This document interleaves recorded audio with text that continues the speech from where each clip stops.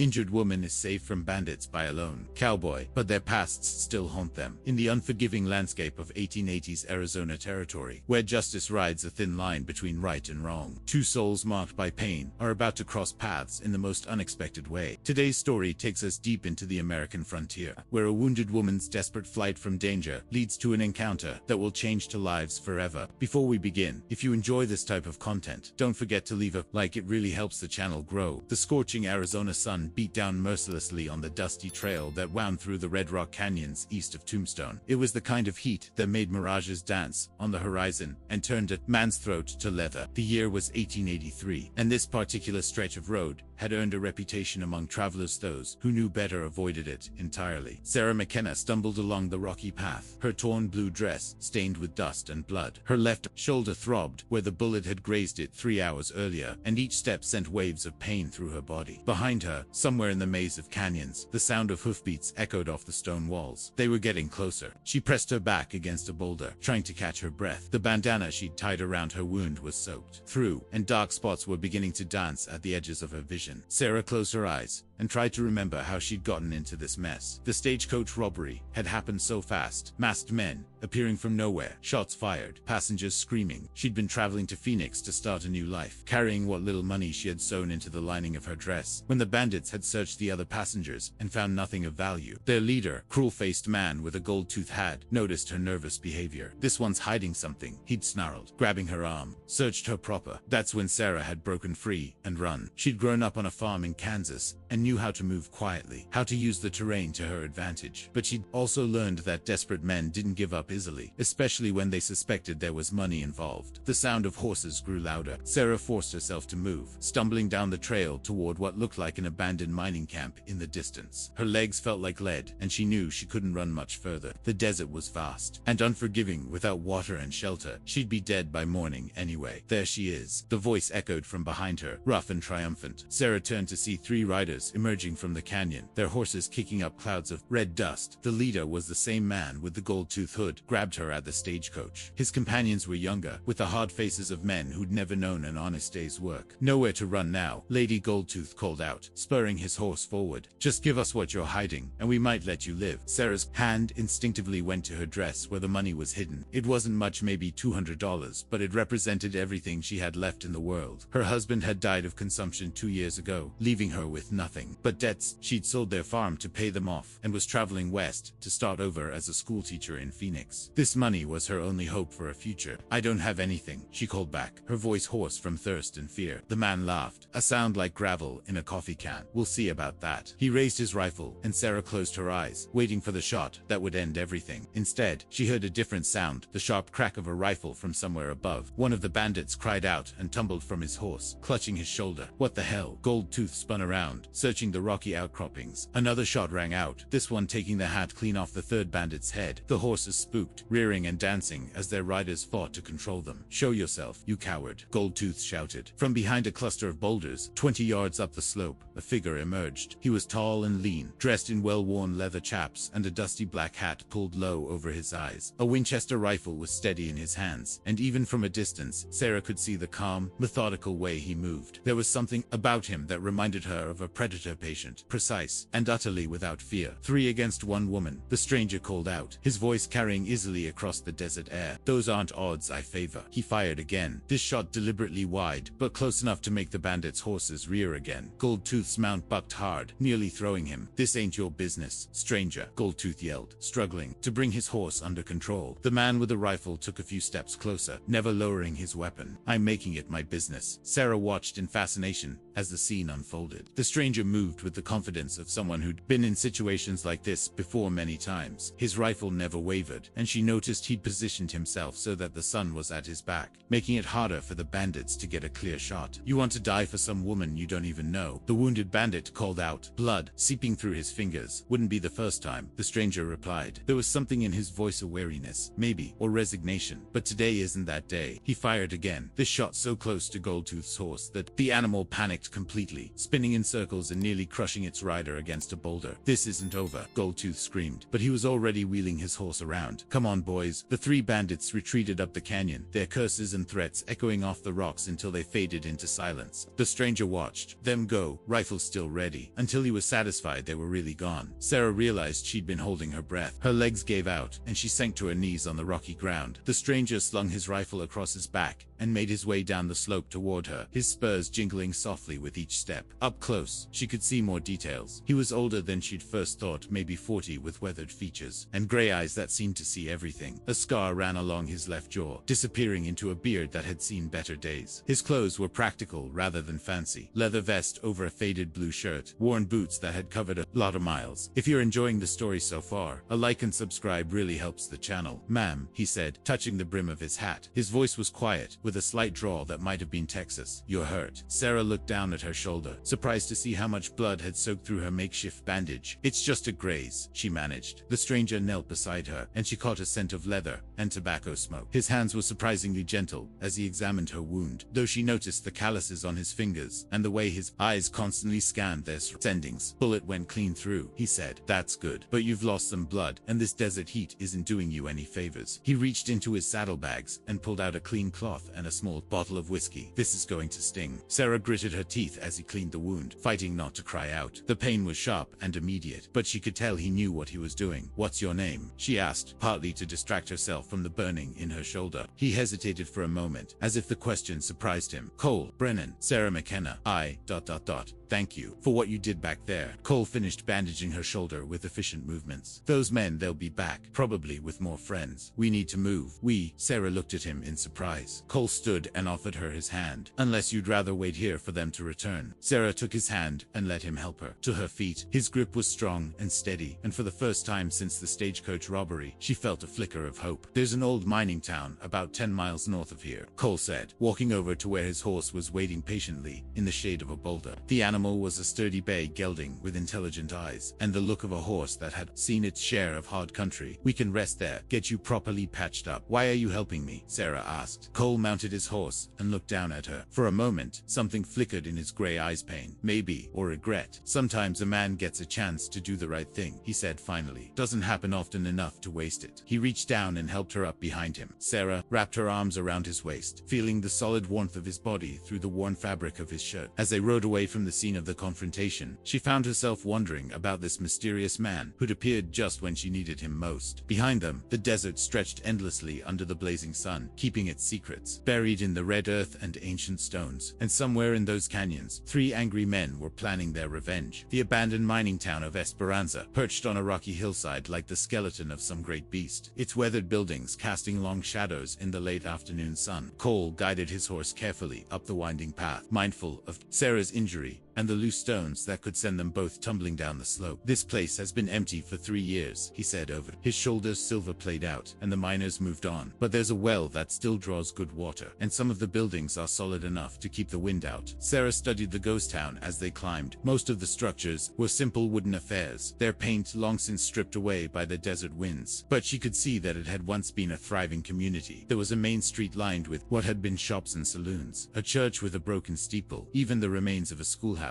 "How do you know about this place?" she asked. Cole was quiet for a long moment. "I've been through here before." Something in his tone warned her not to press the subject. Sarah had learned to read the silences in people's voices. Her late husband had been the same way, carrying pain he couldn't or wouldn't share. They stopped in front of what had once been the town's general store. The sign above the door hung at an angle, creaking softly in the breeze. Cole dismounted and helped Sarah down, his hands careful not to jar her injured shoulder. "Wait here," he said, pulling his rifle from its scabbard. "Let me make sure we're alone." Sarah watched him disappear into the building, moving with that same predatory grace she'd noticed earlier. He emerged after a few minutes and nodded. "It's clear. There's a back room with a cot and a table. Not much, but it'll do." The interior of the store was dim and dusty, with empty shelves lining the walls and a thick layer of sand covering the floor. Mice had made nests in the corners, and somewhere in the rafters, a family of bats rustled and chittered. But the back room was better. Someone had left behind a simple cot with a straw mattress, a wooden table, and even a few blankets. blankets. Cole set his saddlebags on the table and began unpacking supplies. Sarah was surprised to see how well equipped he was. Not just the basics like coffee and jerky, but also medical supplies, ammunition, and a small kit for repairing equipment. You travel prepared, she observed. Man in my line of work has to be ready for anything, Cole replied, not looking up from his unpacking. What line of work is that? This time Cole did look at her, and Sarah saw something guarded in his expression. I help people solve problems. Before she could ask what kind of problems, he changed the subject. Let me take another look at that shoulder. Leave a comment about what you think of the story so far. The wound had stopped bleeding, but Sarah could see the concern in Cole's eyes as he examined it. He rebandaged it with clean cloth and gave her a small measure of laudanum for the pain. You were lucky, he said. Few inches lower, and that bullet would have done serious damage. Seems like luck has been in short supply lately, Sarah said, settling back on the cot. The laudanum was already making her feel drowsy, but she fought to stay alert. Something about Cole Brennan intrigued her, and she wanted to understand what kind of man risked his life for a complete stranger. Cole busied himself making coffee over a small fire he'd built in the store's old pot-bellied stove. The smell of brewing coffee mixed with the dusty air, creating something almost homey in the abandoned space. Tell me about yourself, Sarah said. Are you from Arizona territory? No ma'am, Texas originally. Cole poured coffee into 2 tin cups and handed her one. Been moving around a lot the last few years. Family. The question seemed to hit him like a physical blow. Cole's hand tightened on his coffee cup, and for a moment, Sarah thought he might not answer at all. Had a family once, he said finally. Wife and a little girl. That was a long time ago. The pain in his voice was so raw that Sarah immediately regretted asking. I'm sorry, I didn't mean to pry. It's all right. Cole sat down on a wooden crate across from her, cradling his coffee cup in both hands. What about you? You mentioned you were traveling to Phoenix. Sarah welcomed the change of subject. My husband died 2 years ago. Consumption. We had a small farm in Kansas, but the debts ...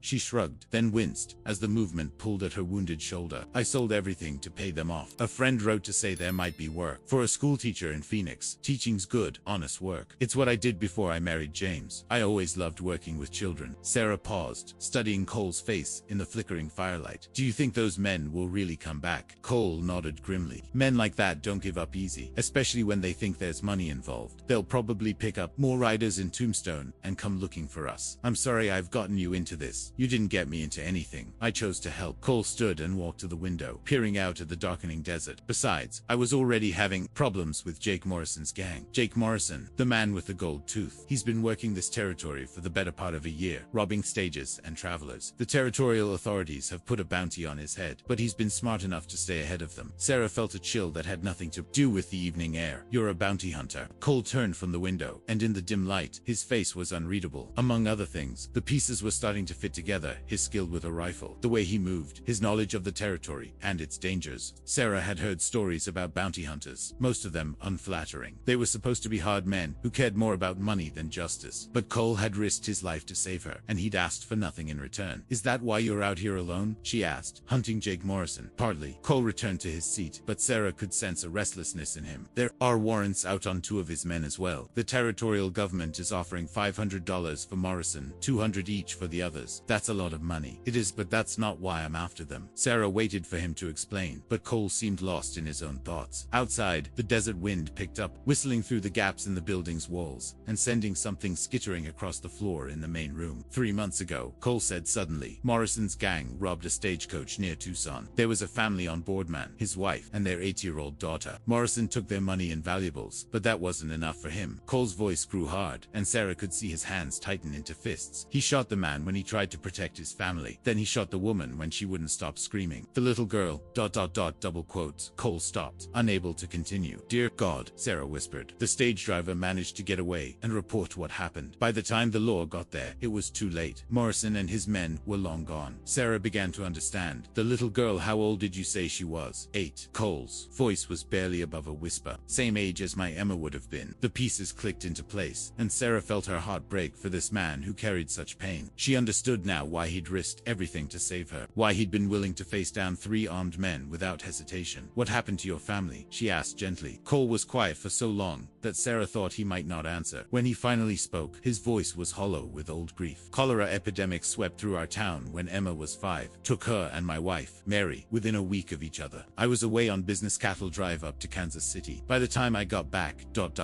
He didn't finish the sentence. He didn't need to. I'm so sorry, Sarah said, meaning it more than she'd ever meant anything. I should have been there. Should have been able to protect them, take care of them when they got sick. stick. Cole stood abruptly and walked back to the window. Instead, I was off chasing money, trying to build a future that didn't matter without them. Sarah wanted to tell him it wasn't his fault, that he couldn't have known what would happen. But she'd learned from her own grief that some wounds were too deep for words to heal. Is that why you became a bounty hunter? To help people? At first, I just wanted to die. Didn't much care how it happened. Cole's laugh was bitter. Funny thing about wanting to die, it makes you real good at staying alive. The more dangerous the job, the better I got at it. But you didn't die. No. And somewhere along the way, I realized that maybe I could use these skills for something worthwhile. Maybe I could stop men like Morrison from hurting other families. Sarah thought about her own journey fleeing Kansas after James's death, trying to start over in a place where nobody knew her story. They were both running from ghosts, both trying to find some kind of redemption in the vast emptiness of the desert. Those men who were chasing me, she said. If you help me get to Phoenix safely, Morrison will know you were involved. It'll make your job harder. Cole turned from the window and looked at her with those gray eyes that seemed to see. Everything may be, but some things are more important than the job. Outside, a coyote howled in the distance, its voice echoing off the canyon walls. Sarah pulled the blanket tighter around her shoulders and thought about the strange turns her life had taken. 24 hours ago, she'd been a widow with a simple plan: travel to Phoenix, find work as a teacher, build a quiet life. Now she was hiding in a ghost town with a bounty hunter who carried the deaths of innocents on his conscience. But for the first time since James had died, she didn't feel alone. Get some rest, Cole said, settling back on his makeshift seat. We'll leave at first light, before the heat gets too bad. What about you? Someone needs to keep watch. Morrison's men could be anywhere. Sarah wanted to protest, to tell him he needed rest too, but the laudanum was pulling her under, and her eyelids felt heavy as lead. As she drifted off to sleep, she was dimly aware of Cole moving around the room, checking his weapons and peering out the windows. Her last thought before sleep claimed her was that she felt safer than she had in months. Despite being hunted by killers in the middle of nowhere, there was something solid and dependable about Cole Brennan, something that made her believe he would keep his word no matter what it cost him. She was right, but she had no idea how much that protection would demand from both of them before their journey was over. Sarah woke to the smell of bacon frying and coffee brewing. For a moment, she forgot where she was and started to call out to James, thinking she was back on their farm in Kansas. Then the pain in her shoulder reminded her of everything that had happened, and she opened her eyes to see Cole crouched beside the small fire, tending to breakfast. Early morning light filtered through the dusty windows, painting everything in shades of gold and amber. Cole looked up when he heard her stirring. "How's the shoulder?" he asked. Sarah tested it carefully, surprised to find that the pain had lessened considerably. "Better, much better, actually. Good. We need to move soon. I spotted smoke yesterday evening, coming from the direction we traveled. Could be nothing, but could be Morrison's men," Sarah finished. Cole nodded grimly. "They're persistent. I'll give them that." He handed her a plate of bacon and hardtack, along with a steaming cup of coffee. Sarah realized she hadn't eaten since yesterday morning, and was suddenly ravenous. The food was simple, but satisfying, and the coffee was strong enough to wake the dead. "Where are we headed?" she asked between bites. "There's a town called Willow Creek, about 30 miles north of here. It's got a telegraph office and a sheriff who isn't afraid to do his job. We can wire ahead to Phoenix, let them know you're coming, and arrange for a proper escort. And then," Cole was quiet for a moment, poking at the fire with a stick, "then you go on to Phoenix and start your new life. And I go back to hunting Morrison." Something in his tone made Sarah look at him more carefully. In the morning light, she could see the lines of exhaustion around his eyes and the tension in his shoulders. The man had probably been awake most of the night, keeping watch. If this content has been helpful, leave a like and subscribe to support the channel. "Cole," she said carefully, "what aren't you telling me?" He looked up from the fire, and Sarah saw a conflict in his expression, as if he was weighing how much truth she could handle. "Morrison's not just any bandit," he said finally. "He's smart, organized, and he's got connections. The reason he stayed ahead of the law for so long is that he's got people feeding him information. When stages are traveling, what routes they're taking, sometimes even when posses are being formed to hunt him. Corrupt officials, some, others are just scared. Morrison has a reputation for being thorough in his revenge." Sarah felt a chill run down her spine. "What are you saying?" "I'm saying that helping you has probably painted a target on my back that's going to stay there until one of us is dead." The casual way he said it, as if he were discussing the weather, made Sarah's blood run cold. "Then why did you help me?" Cole stood and began packing up their camp with practiced efficiency. "Because some things are worth fighting for, even if you know you can't win." They finished breakfast in relative silence, each lost in their own thoughts. Sarah found herself studying Cole as he prepared for their departure, noting the careful way he checked his weapons, the methodical approach to loading his horse. Everything about him spoke of a man who'd learned to survive in a world that offered no guarantees. As they prepared to leave Esperanza, Sarah took one last look at the ghost town. In the morning light, it seemed less threatening than it had the night before, just a collection of weathered buildings, slowly being reclaimed by the desert. But she couldn't shake the feeling that this place would stay with her forever, marking the moment when her simple journey west had become something much more complicated. Ready? Cole asked, offering her his hand to help her mount. Sarah nodded, though she wasn't sure she'd ever be ready for what lay ahead. They rode north through terrain that seemed to change with every mile. The red rock canyons gave way to rolling hills covered with scrub brush and scattered Joshua trees. The morning air was cool and pleasant, but Sarah could already feel the promise of brutal heat in the sun's rays. For the first hour, they rode in comfortable silence. Cole kept them to smaller trails that wound through the hills, avoiding the main roads where they might be spotted. Sarah found herself relaxing despite their circumstances. There was something peaceful about the rhythm of the horse's gait and the vast silence of the desert. It was Cole who broke the silence, his voice thoughtful. "Tell me about your husband," he said. "What was he like?" Sarah was surprised by the question. "James. He was ...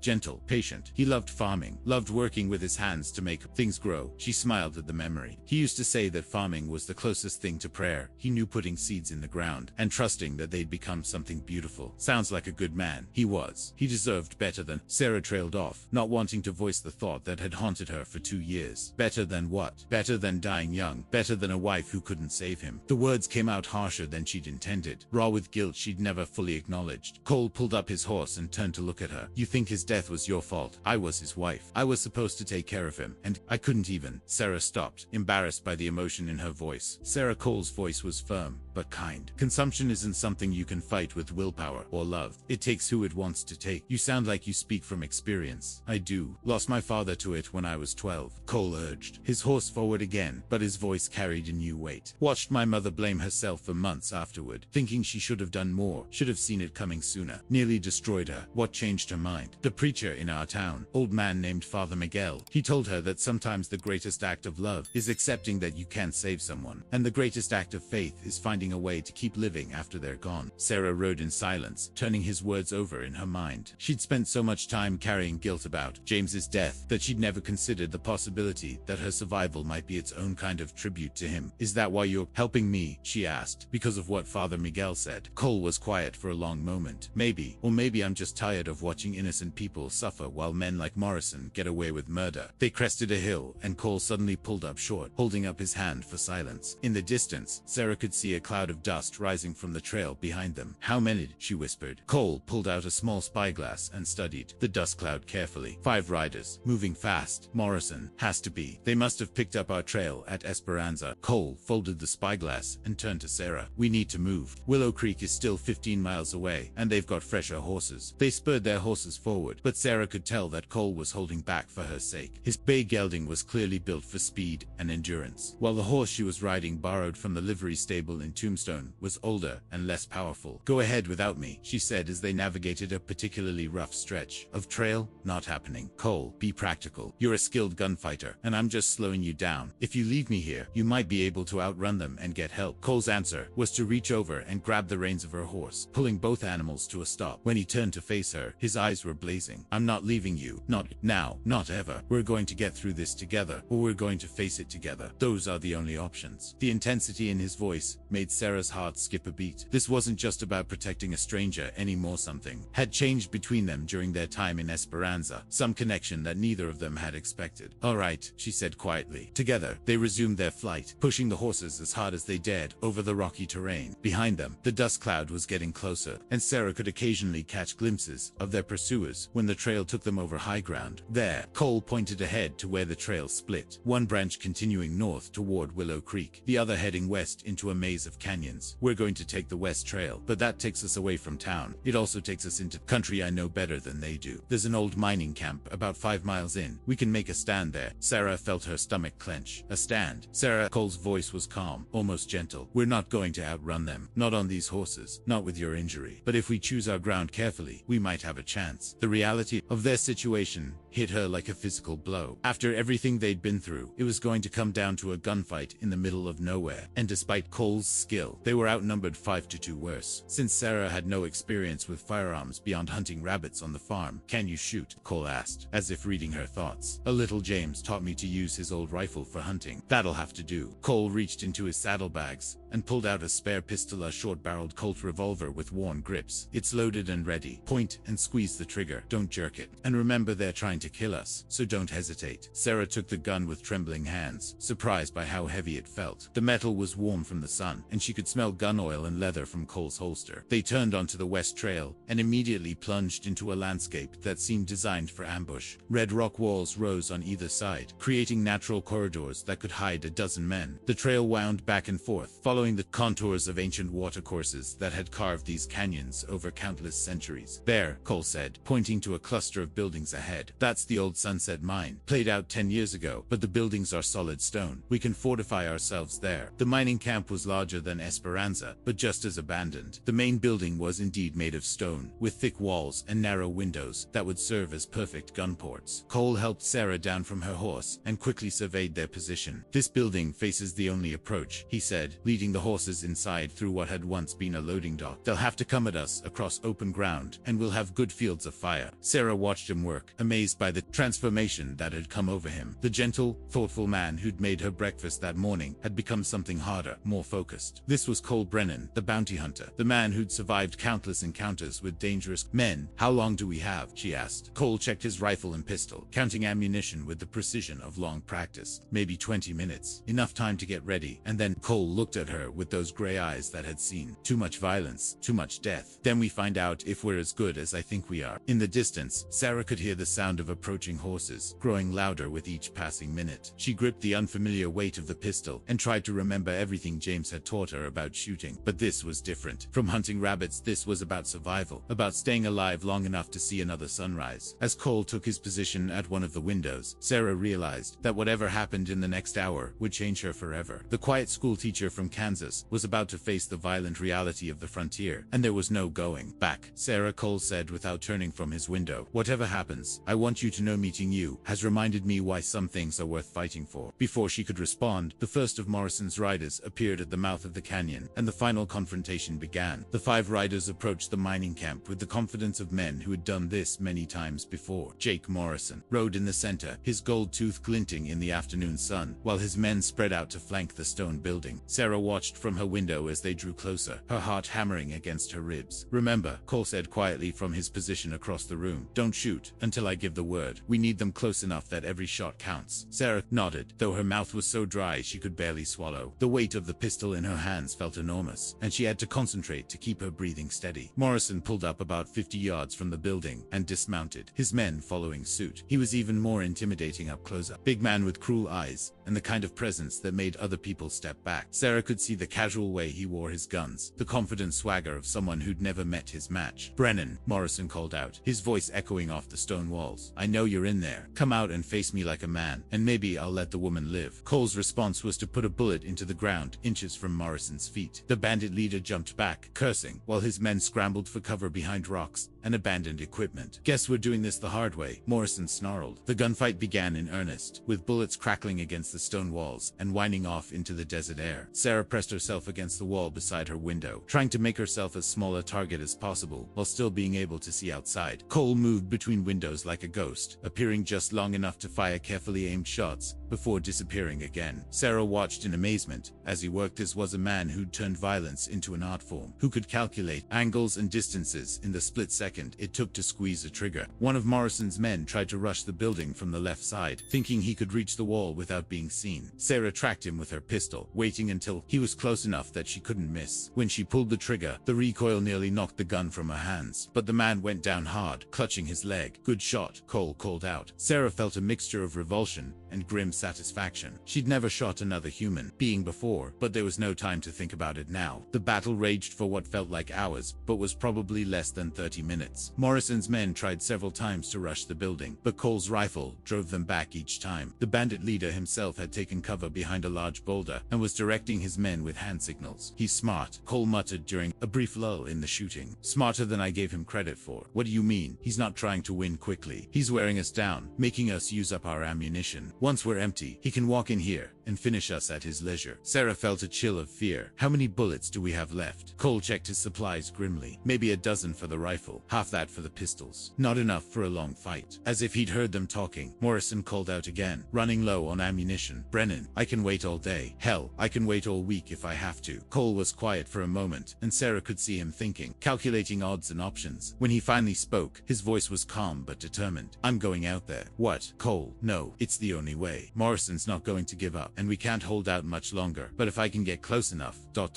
you'll be killed. Cole looked at her with those gray eyes that had seen so much pain and loss. Maybe, but you'll have a chance to get away. While they're focused on me, I'm not leaving without you. Sarah. Cole moved away from his window and knelt beside her. Listen to me. You have a life waiting for you in Phoenix. Children who need a teacher, a future that matters. Don't throw that away for what? For you. Sarah reached out and touched his face, feeling the rough stubble of his beard under her fingers. Don't you understand? You've become part of that future. Something shifted in Cole's expression, a wall crumbling that he'd built around his heart. Years ago, Sarah...